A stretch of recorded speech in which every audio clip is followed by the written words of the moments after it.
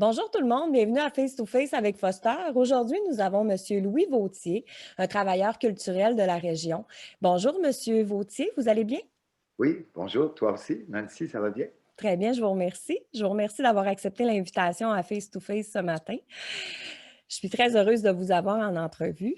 Parlez-moi un petit peu de vous parce que je crois que vous êtes un danseur également, hein? Je suis d'abord et avant tout un danseur. C'est par là que ma culture est arrivée. J'étais un enfant hyperactif à ma naissance jusqu'à l'âge de 5 ans. Alors, disons que mes parents ont eu beaucoup de problèmes avec moi quand j'étais petit parce que je dormais peu et je bougeais beaucoup. Ma mère a toujours dit qu'elle a perdu tous ses bibelots et tout ce qui était lampe sur pied la journée où j'ai commencé à marcher. Souvent ça. Donc, un enfant assez turbulent. Et je suis allé à l'école des religieuses, à l'école apostolique, et les religieuses avaient dit à ma mère, à mes parents, peut-être que ça serait bon d'y trouver une activité. Et ils ont dit, ben, pourquoi pas la danse? Alors, j'ai commencé euh, la danse et ça n'a jamais arrêté. Quels Parce sont... que je savais que petit, j'ai une bonne mémoire de mon enfance. Petit, quand j'ai fini mon premier petit spectacle comme élève dans un groupe faisant partie d'un spectacle de fin d'année, j'avais dit à mes parents, la scène, ici, ce sera ma maison. Oh, Et la scène a toujours été ma maison. J'ai fondé l'école, vraiment une école structurée des farandoles, parce que je ne comprenais pas qu'en danse ethnique, on ne pouvait pas avoir le même statut qu'en danse classique. Hey, tu sais, moi, je faisais du folklore. Là, tu sais, ça, c'était banal, c'était niaiseux faire du folklore. Ben non, les danseurs, ça met du classique. Puis je disais, ben non, écoute, j'ai été étudié aux États-Unis, on est allé à Los Angeles, on est allé à New York plusieurs fois, en Angleterre pour la gigue, j'ai fait quelques stages en Angleterre pour la gigue. Puis là, je disais, voyons, c'est un art qui est aussi valable, sinon aussi valable et qui demande une technique aussi grande. Donc, dans ma tête, je me disais, non, je vais structurer une école où les enfants vont commencer avec la créativité. Et puis, ils se donnaient déjà des cours de créativité du côté ethnique, les rondes enfantines, ensuite l'apprentissage des pas de base en danse. Mais je savais par contre que la technique du classique ne pouvait pas être enlevée de ça, parce que la formation première d'un danseur professionnel, c'est avant tout la danse classique. Ça, la position du danseur, écoute, on n'en sort pas, c'est là depuis des siècles.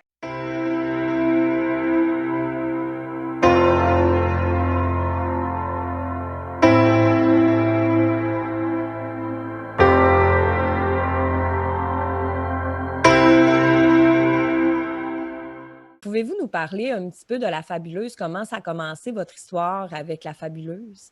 Comment ça a commencé? Ça a commencé bien avant la fabuleuse. C'est que moi, j'ai toujours été ouvert, dans le sens que je ne me suis pas arrêté aux farandoles. Alors moi, bon, j'ai étudié à l'académie, j'avais fondé l'école des farandoles, après c'est le programme Art-Études, maintenant qu'on appelle concentration danse aujourd'hui. J'ai quand même quitté les farandoles, je suis retourné à l'académie, j'enseigne à l'académie encore parce que les petits Oh. enseigner, moi, ça fait partie de ma vie. Mais qu'est-ce qui m'a amené à la fabuleuse, c'est qu'en 1983, j'ai travaillé comme animateur à l'école de langue de l'Université du Québec à Chicoutimi, l'école de langue et de culture québécoise. Alors, j'ai travaillé là, c'est un peu bizarre, en 83. Mais le fondateur de cette école de langue à l'université, et qui était très important parce qu'il y avait un réseau international des écoles de langue, dont il a été le président longtemps, c'était M. Ghislain Bouchard. Et Ghislain, je l'ai connu pas à l'école de langue, mais si j'ai travaillé là, c'est que il y a toujours eu les opérettes que Ghislain montait à chaque année pour le Carnaval Souvenir et pour d'autres occasions. Et il m'avait dit, Louis, à la base, il avait appelé les farandoles pour dire, j'ai besoin d'un chorégraphe. Et j'étais allé. Et j'ai dit, oui, moi, je veux le faire. Alors, je me souviendrai toujours, c'était à l'auberge Cheval Blanc. Donc, avec Ghislain, j'ai monté plusieurs opérettes. Et dès 86, il me dit, Louis, en 88, la région aura 150 ans.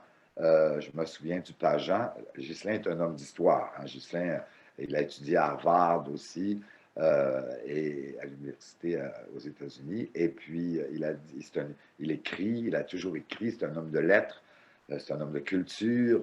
Écoute, Et il a dit, moi, je veux faire un peu comme le pageant. Donc, en 86, nous sommes allés en Europe, lui, moi et sa femme, pour aller voir les grands spectacles qui se faisaient en Europe. C'est très populaire. Il y a le Puy du Fou, il y avait Chenonceau, il y avait Versailles, il y en avait plein. Alors, on était allés voir. Puis en revenant, il avait dit, je vais écrire quelque chose. Et de fil en aiguille, il a créé son équipe qui tournait beaucoup de personnes autour de l'école de langue. Donc moi, j'ai été avec lui à la création de La Fabuleuse. Dominique Laprise, le père de Dominique, OK, c'est toujours relié, hein? OK, le père Normand Laprise était le chef d'orchestre de l'opérette. Et Dominique, lui, a étudié en musique, c'est un compositeur. Il a composé la musique de La Fabuleuse. Alors, Dominique à la musique, Olivette, qui a toujours créé les costumes, était là. Stanislas Daz, qui était prof d'art plastique à Charles Gravel, mais qui était un artiste pour les vitraux. Il était vitrier et puis, de façon artistique, était au décor. Ensuite, Jean-Marie Gagnon, moi, comme assistant à la mise en scène. Donc, il a formé une équipe, il a écrit La Fabuleuse et on a monté ça la première année. Wow. Euh, et il avait dit, écoute, c'était créé seulement pour un an. La Fabuleuse avait été créée à l'époque seulement pour un an. En Europe, ce genre de spectacle se joue à l'extérieur. Ils se sont posé la question, à savoir s'ils joueraient à l'extérieur ou à l'intérieur. Finalement, c'est le palais municipal qui était l'aréna qui a été décidé l'endroit où on a joué. Alors, après les glaces, au mois de mai, avril, ils ont tout défait. Puis la moitié de la patinoire était devenue la scène. On a construit des décors fixes. Olivette était au costume. Pendant ce temps-là, nous, les 125 comédiens à peu près, je répétais avec eux dans des gymnases ou avec, même dans une patinoire, mais dans une autre parce qu'ils étaient en train de monter. Et finalement, écoute, c'était un projet énorme. À l'époque, je pense que le budget était déjà de 700 000 pour en 1988. Eh oui. Et puis, écoute, je sais qu'on ne sait pas combien de personnes sont venues voir le spectacle la première année. Donc, ce grand travail d'équipe, le soir de la première, a eu lieu c'était le 24 juin 1988. Pourquoi le 24 juin? C'était la fête nationale des Québécois. Et les spectateurs dans la salle étaient les Tremblés d'Amérique, l'Association des Tremblés d'Amérique. Ghislain travaillait beaucoup, donc, par l'entremise de l'école de langue, et les Tremblés étant un peu la famille d'ici. Fait que le soir de la première, et avec les journalistes et tout, c'était presque tous des Tremblés d'Amérique, les 2000 personnes qui étaient là. Wow. Et on ne savait pas quelle serait la réaction des gens. Et je dois te dire une anecdote, c'est que 2 semaines avant la première, il n'y avait pas 1500 billets de vendus pour toute la saison. Et on jouait 4 soirs semaine. Oh. Alors, la corporation était très inquiète de ça. Là. Et ça coûtait 8 à l'époque venir voir le spectacle, mais les gens ne connaissaient pas ça. Le lendemain de la première, bon, les critiques ont été dithyrambiques, et je vais te dire qu'une semaine plus tard, ça faisait la file. Les salles étaient pleines tout le temps, tout le temps, tout le temps, tout le temps. Essaie d'imaginer, là. Ghislain avait écrit un texte dont il avait fait la mise en scène, dont j'étais un de ses assistants. Moi, j'avais fait les chorégraphies, le décor, il y avait plein de lumière, il y avait de l'eau sur scène, il y avait des voitures, il y avait des animaux. On recréait la vie d'époque. Alors, ça a eu un effet incroyable au niveau du public. Ce qui fait qu'à la fin de la saison, la municipalité a décidé de dire, est-ce qu'on ne pourrait pas en faire un produit, revenir l'an prochain? Hein, parce que ça a marché. Et on est revenu l'an prochain. On était tous contents de ça. On ne savait pas dans quelle aventure on s'en allait. Et l'année d'après a été désastreuse parce que, écoute, et la ville, parce que c'est Ville-de-la-Baie à l'époque qui a repris le mandat, et nous, et les gens de la ville qui organisaient le côté administratif, on n'avait jamais fait ça, là, d'une grande envergure comme ça. Alors, il a fallu développer, si tu veux, le côté des communications et du marketing, d'aller voir le Québec et de dire, savez-vous que chez nous, dans notre région, alors, ce n'est qu'à partir de la 3e année que là, ça a grandi. Ghislain a ajouté des tableaux et tout ça a demeuré. Il y a eu l'idée d'un autre spectacle. Alors, il a créé le Tour du monde de Joe Maquillon, Oui. qui a joué en 94. Alors, en 84, 93-94, M. Simard, Claude Simard, qui a été le producteur délégué toute la période de La Fabuleuse jusqu'au moment où il a pris sa retraite, et Marie-Alice et moi par la suite, euh, a quitté La Fabuleuse pour la retraite. Moi, je continue toujours ma vie de metteur en scène et tout ça. Mais c'est Ghislain, à la base, qui m'a amené au théâtre et à D'accord. travailler avec les grands groupes. Mais en 93-94, tous les billets étaient vendus avant même de jouer. La Fabuleuse, dès son départ, a donné quelque chose que le Québec n'avait pas eu encore, qui était la démesure. On n'avait jamais vu une scène aussi grande, avec autant de personnes sur une scène. Et il n'y avait pas eu de spectacle, là, à part du Pageant en 1938, mais c'était pas la même chose. C'était grandiose, mais ça n'avait pas cette envergure-là au niveau national que la Fabuleuse est devenue. Quand j'ai écrit la scène du déluge, et je la voyais dans ma tête et je voyais l'eau qui descendait avec des images qui arrivaient sur l'eau, ça n'existait pas. Ça n'existait pas. Je voulais ça et ça n'existait pas. Il a fallu que des gens se mettent à la recherche pour dire, hey, écoute, en Europe, il y a une compagnie, il semblerait qu'ils sont en train de rechercher une espèce de mur d'eau. Alors, la Fabuleuse a été les premiers dans le monde à utiliser ce mur d'eau-là. On a été Wow. les premiers à avoir un plateau tournant aussi grand que 53 pieds de diamètre. On a été les premiers à créer le morphing. J'ai créé avec l'équipe de laser le morphing. Donc, au niveau de la technologie, qui a toujours servi le spectacle, j'ai toujours dit, je ne veux pas que le spectacle serve la technologie, c'est l'inverse. Si on crée quelque chose parce que... Et la technologie nous a cette technologie qui avançait, on était toujours à l'avant-plan de cette technologie, mais à la condition qu'elle serve le spectacle Et non pas l'inverse. et non pas l'inverse.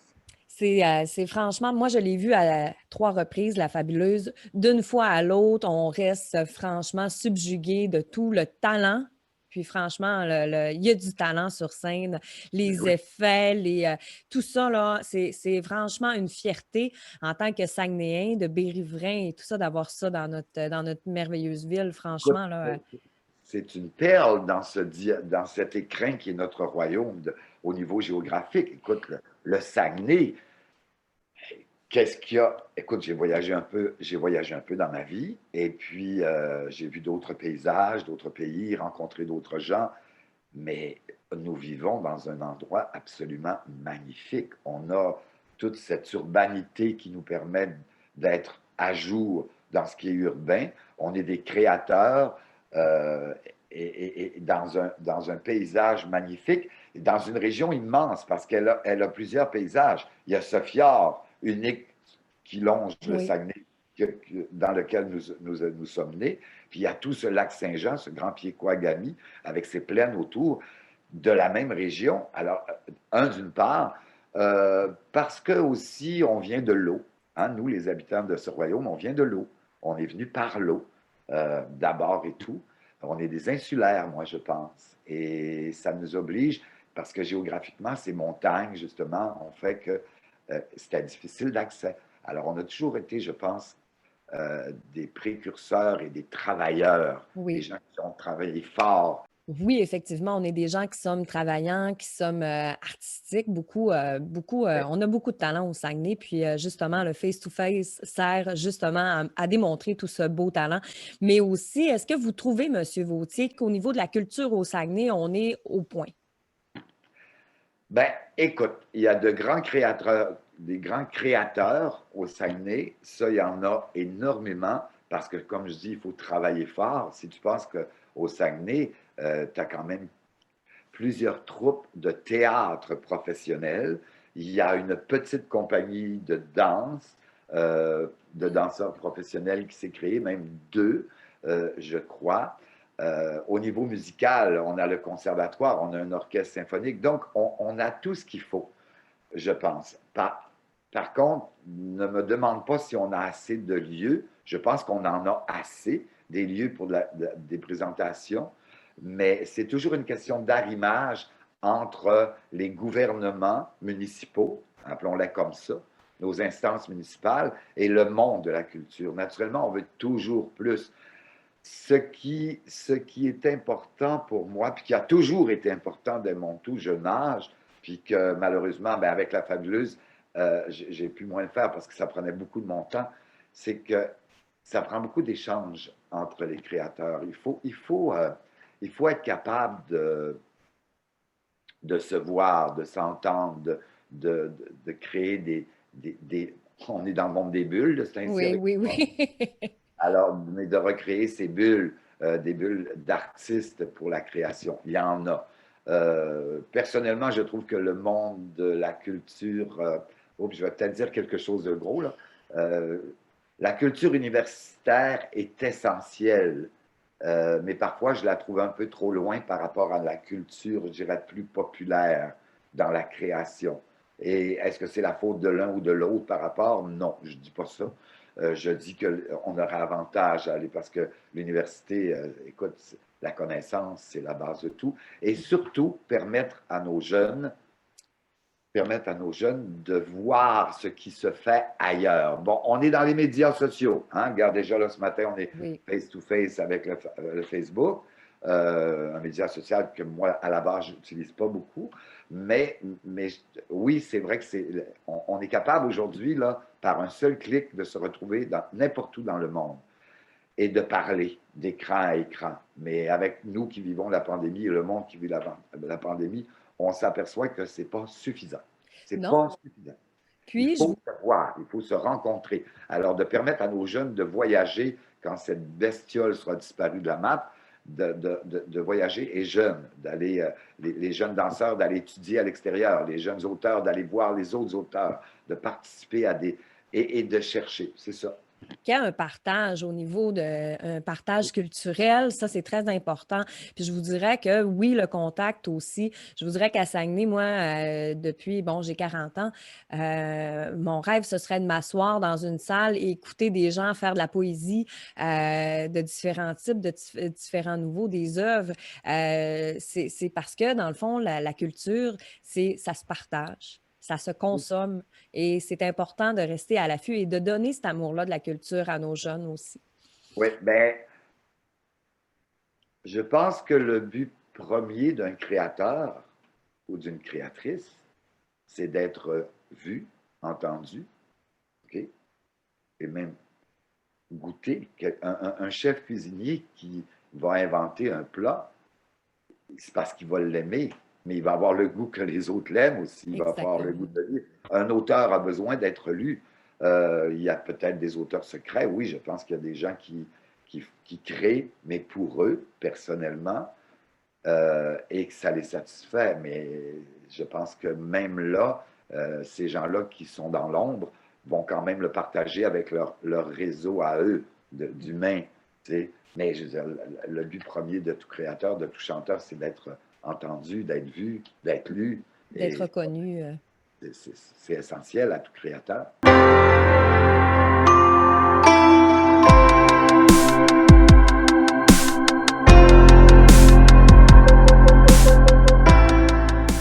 Puis vous parliez, M. Vautier, on parlait des jeunes un petit peu, puis vous avez fait un gros projet qui, moi, j'ai pleuré, ça m'a franchement touchée.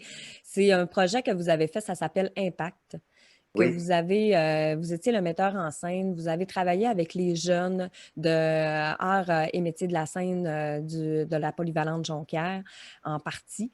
Pouvez-vous nous parler du projet? oui, le projet, il a été initié par Luc Tardy, qui est un des policiers de la police communautaire de l'île de Saguenay. Et on sait que la sensibilisation au niveau de l'alcool et de la drogue au volant, ça touche, les policiers ont un rôle à jouer et ils ont des façons d'aller informer les jeunes dans les écoles, surtout les jeunes de secondaire 5, OK, et aussi du collège. Et c'est par des présences, des conférences, on placarde des choses, on donne de l'information écrite. Et Luc avait une idée de fou. Il voulait, ça marche, mais on sait qu'il y a quand même des accidents malheureusement qui se produisent. Et il était venu voir Claude Simard, le directeur du théâtre du Palais municipal, pour dire, écoute, moi, j'ai le goût de faire un show pour que les jeunes comprennent. Fait qu'il avait dit, ben, va t'asseoir dans le bureau de Louis. Alors, écoute, on s'est assis ensemble, puis ce qu'il me parlait m'allumait énormément. Et c'est pour moi un honneur de faire ça. Cette année aurait été la 7e année. Là, on regarde, je ne pas un scoop, là, on regarde de quelle façon on peut le faire maintenant, parce qu'à cause de la pandémie, on ne peut pas se réunir à nouveau. Mais c'est important. Et ce qu'il voulait, et comme la scène du théâtre du Palais municipal le permettait, alors j'ai dit à Luc qu'il faut créer un auteur. Je n'écrirai pas le texte de ça, donc on a engagé une autrice avec laquelle j'ai travaillé, puis j'ai modifié des affaires aussi par la suite pour des raisons scéniques. Mhm. Et on a travaillé avec les jeunes du secondaire 4 de Arts et métiers de la scène. Et ce que l'on fait vivre aux jeunes en vrai, c'est ça que Luc voulait, en vrai, c'est les conséquences de boire ou de consommer de la drogue et de conduire et d'avoir un accident, des conséquences qui peuvent être dramatique et c'est ce que les jeunes revoient sur scène, jusqu'à la scène de l'accident, l'après-balle, la scène de l'accident, les policiers, les pompiers, les parents de la personne qu'ils ont tuée, son meilleur ami qui devient quadraplégique, sa blonde qui est dans la dèche. Mais tout ça c'est comme la réalité sur 2 ans en 45 minutes. Pour le jeune qui est responsable, le ou la jeune, qui est responsable de l'acte. Et ça a un effet, ça a un effet escompté. C'est tout simple, c'est donne-moi tes clés. Impact, c'est donne-moi tes clés. Et ou sinon, on prend les clés de la personne et ça marque les jeunes. D'ailleurs, moi qui viens du théâtre aussi maintenant, j'avais dit à Luc, écoute, Luc m'a dit, on aura des psychologues, on a déjà des salles, le théâtre avait prêté des salles parce qu'on aura peut-être des interventions à faire. J'ai dit, ben non, les jeunes, ils vont comprendre. Et la première année, ça m'a jeté à terre de voir que dans la salle, il y a au moins une quarantaine de jeunes qui ont été obligés de sortir de la salle et qu'on les a pris en charge parce que ça les a trop marqués. Mais quelque part, c'est ça qu'on veut. Oui, mais ça a eu l'effet escompté, Oui. si vous me permettez, parce que moi, j'ai été le voir à 3 reprises, puis aussi, puis j'étais pas jeune, mais ça m'a fait réfléchir, ça fait réfléchir, ça brasse des affaires. J'ai amené la seconde fois que j'y suis allée des personnes qui devaient comprendre le message aussi. Ouais. Puis c'est un bijou, c'est franchement un bijou. Et c'est quasiment de valeur que ça demeure au Saguenay. Est-ce que vous pensez l'exporter à plus grande échelle?